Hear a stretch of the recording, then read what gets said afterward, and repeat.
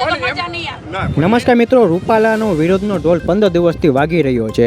હવે મિત્રો, રૂપાલા જે છે ને કોકની નસું ખેંચવામાં એટલે કે કોમેડી ભાષણ કરવામાં બહુ પ્રખ્યાત હતા.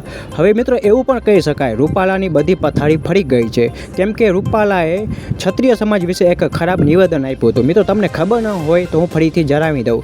રૂપાલાએ એક એવું ભાષણ આપ્યું હતું કે મહારાજાઓ અંગ્રેજો સામે ઝૂક્યા હતા અને રોટી બેટીનો વ્યવહાર કર્યો હતો. હવે આ ભાષણ આપ્યા બાદ રૂપાલાનો ખૂબ વિરોધ થઈ રહ્યો છે. હવે મિત્રો આ બેનું જે ક્ષત્રિયાણી બેનું છે ખુલ્લેઆમ ચેલેન્જ આપી છે રૂપાલાને કે બીજેપી એને ટિકિટ આપી છે ચૂંટણી લડવા માટે તો એના પરિણામ બહુ ખતરનાક થશે અને જે થશે એ સરકાર સંભાળી લેશે. હવે મિત્રો બેનું શું કહે છે તમે આ વિડીયોમાં સાંભળો. આગામી સમયમાં અમારે હવે બસ દિવસે દિવસે અમારી રણનીતિ આંદોલન મોટામાં મોટું થઈ રહેશે. કાલે ગાંધીનગર છે જ, આપને ખબર જ છે કે કાલે ગાંધીનગર મોટા પાયે આંદોલન થશે અને આગળ જતા અમે રાજકોટ પણ બંધ કરશું અને આગળ જતા અમારું આંદોલન દિવસે દિવસે વધશે. આ ક્ષત્રિયાણી ખુલ્લેઆમ ચેલેન્જ આપી છે કે અમારો વિરોધ છે ને વધવાનો છે અને રાજકોટ અને એવા ઘણા બધા શહેરોને પણ અમે બંધ કરી દેશું. અને મિત્રો હજી આ ક્ષત્રિયાણીઓ શું કહે છે સાંભળો તમે.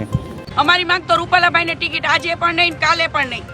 રૂપાલાભાઈની ટિકિટ રદ જ થવી જોઈએ. અમે પીછેહટ કરવાના જ નથી તો પછી જોવા જેવી થશે. તો પછી એ જવાબદારી બધી પણ સરકારની રહેશે. જે પણ થશે એ જવાબદારી સરકારની રહેશે. મિત્રો આ વિડીયો તમે લાઈક નથી કરી તો લાઈક કરી દેજો અને કોમેન્ટ કરજો શું પરસોત્તમ રૂપાલાને માફી આપવી જોઈએ કે ન આપવી જોઈએ તમે કોમેન્ટ કરજો. અને મિત્રો આ વિડીયોને આગળ જરૂર શેર કરજો. મળીશું બીજા વિડીયોમાં. જય શ્રી કૃષ્ણ.